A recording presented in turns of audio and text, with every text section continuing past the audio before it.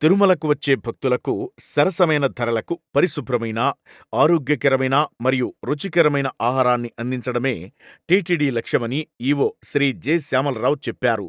ఈ లక్ష్యాన్ని చేరుకోవడానికి ఫుడ్ సేఫ్టీ విభాగం వారు అన్నప్రసాదం సిబ్బందికి, పెద్ద మరియు జనతా క్యాంటీన్ల నిర్వాహకులకు త్వరలో శిక్షణ ఇవ్వనున్నట్టు తెలిపారు. అదేవిధంగా ప్రతి హోటల్లో ధరల పట్టికను తప్పనిసరిగా ఏర్పాటు చేయాలని, ప్రమాణాలను మెరుగుపరుచుకునేందుకు ఆగస్టు 5వ తేదీ వరకు సమయం ఇస్తున్నట్టు ఆయన తెలియజేశారు.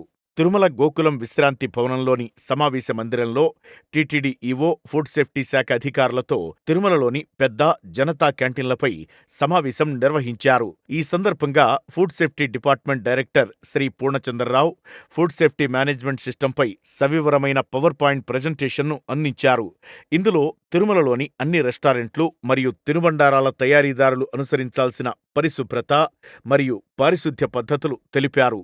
ఆహారం చెడిపోవడం వల్ల కలిగే భౌతిక, రసాయన, జీవ ప్రమాదాలు, ముడిసరుకులు నిల్వ చేసే పద్ధతులు, వృథా నిర్మూలన ప్రణాళిక, ఆహార భద్రత చట్టాలు మరియు చట్టాల ఉల్లంఘన శిక్షలు తెలియజేశారు. ఆహార వ్యాపార నిర్వాహకులకు చాలా అవసరమైన food safety training and certification శిక్షణ సంబంధిత విషయాలు వివరించారు.